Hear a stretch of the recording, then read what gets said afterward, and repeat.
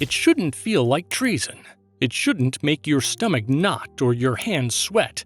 But in today's workplace, saying no to a last-minute assignment, an unrealistic deadline, a meeting that should have been an email, feels less like setting a boundary and more like lighting a match in a room full of gasoline. That's because for most American workers, the workplace isn't a place of mutual respect. It's a place of unspoken rules, of quiet hierarchies, of smiling compliance dressed up as team spirit. And if you dare disrupt that dynamic by asserting your limits, you're suddenly difficult, uncooperative, not a team player. The culture may preach wellness and work-life balance, but make no mistake, the second you try to enforce it for yourself, you'll feel the burn.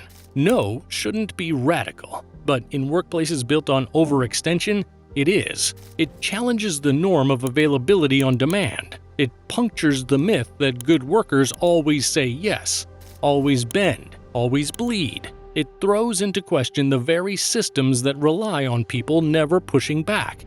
And that's why it's punished. Not overtly, not always, but deeply, quietly, relentlessly. You'll feel it when you get passed over for projects because you're seen as less dedicated. You'll hear it in the manager's tone when they say, "I just thought you'd want to step up." You'll see it in the performance review that says you need to work on flexibility. Flexibility, of course, being corporate code for, "Let us treat you like a doormat." This isn't about being lazy. This is about survival. Burnout isn't a buzzword, it's a system failure. Workers who say yes too often end up sick, exhausted, and demoralized. But the workplace machine is designed to reward the overfunctioning, the overgiving, the always available employee. If you collapse, there's another body ready to take your place. So when you say no, you're not just protecting your energy, you're disrupting an entire dysfunctional model. You're reminding your workplace that you are a person, not a resource. And that's why it feels so dangerous. Because in a culture that runs on silence, compliance, and fake gratitude, saying no is rebellion. And rebellion, even quiet, even polite, is always met with suspicion. Saying no gets twisted into a character flaw, not accommodating enough, not a team player. Even the language used to describe pushback is carefully selected to pathologize it. You're not being assertive, you're being combative. You're not setting limits, you're being inflexible. You're not honoring your boundaries, you're creating tension. It's all carefully curated corporate speak meant to shame you into backing down. Meanwhile, companies will slap mental health slogans on a mug and call it culture. They'll host self-care webinars while piling on another round of weekend hours. They'll remind you to breathe while choking your calendar with meetings and deadlines and deliverables that have nothing to do with the scope of your role. It's all noise. It's all theater.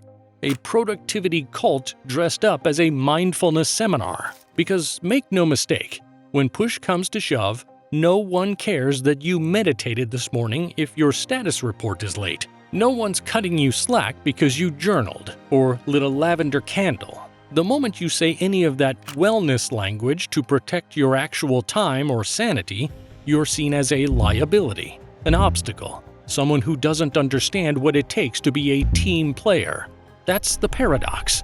The modern workplace wants your boundaries to be flexible, but your output to be fixed. It wants your enthusiasm to be infinite and your resistance to be non-existent. Saying no makes you visible, and visibility is dangerous when the system is built to exploit invisibility. As long as you're compliant and quiet, they'll tell you how valuable you are. But the moment you speak up, the moment you stop going along with it, suddenly they don't know what to do with you. And it gets worse the higher the stakes. If you're new, you can't say no, or you'll seem ungrateful. If you're a parent, saying no means you're not committed enough. If you're a woman, it's seen as being bossy or aggressive. If you're a person of color, you risk being labeled as angry or difficult. The risk is real. The punishment, subtle or not, is real. The fear is not imagined. The fear is manufactured. It's built into performance reviews and unspoken peer rankings and managerial language that always sounds supportive, until it isn't. Let's revisit this conversation later. I just want to help you grow. We're looking for team players. It's all code, polished, HR-approved code for say yes or step aside. It's especially brutal in jobs where output is the only metric that matters, where it doesn't matter how you got the work done, only that you did it, where the finish line keeps moving and the workload keeps growing, and the only constant expectation is say yes. Say yes until you break. Say yes until you disappear. So we do. We nod and smile and agree. We cancel plans, skip meals, push through illness. We erase ourselves a little more with each yes, hoping it will be enough, that maybe we won't be the one who gets let go, that maybe we'll finally be seen. But the truth is, it's never enough. It was never supposed to be. Saying no doesn't just defy a task, it defies the entire machinery. The American workplace doesn't run on passion. It runs on exhaustion disguised as dedication. It thrives on overextension, relies on guilt, and survives because workers keep saying yes long after their bodies and minds are screaming for them to stop. It's a system that equates sacrifice with value, and the more you give, the more it asks. There is no finish line. There is no moment of enough. There is only more. And in that context, no becomes radioactive. It's not just a refusal, it's interpreted as rebellion, and rebellion is contagious. That's why it's treated like a threat. That's why even a small boundary, leaving work on time, declining a last-minute weekend request, asking for realistic deadlines, is met with raised eyebrows or cool tones or a mental note in your supervisor's future layoff candidates file. Because when you say no, you remind everyone around you that they could say it too. You crack open the illusion that all of this is normal, that 60-hour weeks are just part of the hustle, that burnout is a badge of honor, that being overworked and under-resourced is just how it is. Your refusal becomes a mirror, and that makes people uncomfortable, especially the ones who built the system. But maybe that discomfort is the point. Maybe no is exactly what's needed to stop normalizing this slow erosion of our humanity. Because that's what it is, a slow leak of energy, of joy, of time with family, of weekends, of dignity. You don't lose it all at once.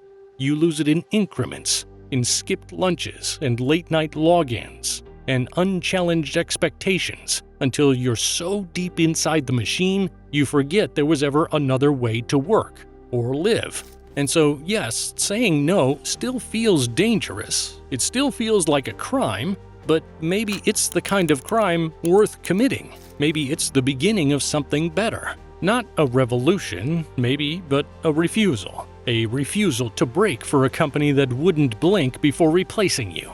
A refusal to sacrifice your mental health for a project no one will remember in 6 months. A refusal to spend your life trying to prove you're worth a basic level of respect, because you are worth it, without the overtime, without the round-the-clock availability, without selling pieces of yourself to stay employed.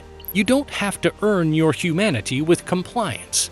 We were never meant to be obedient little productivity bots. We're not extensions of our calendars. We're not Slack status updates. We're people, and we don't owe our employers our silence. So say no, loudly if you want, quietly if you must, but say it anyway. Say it before you forget how. Say it before you burn out. Say it because you can, because you should, because sometimes no is the most radical thing you can say, and the most honest version of yes to yourself.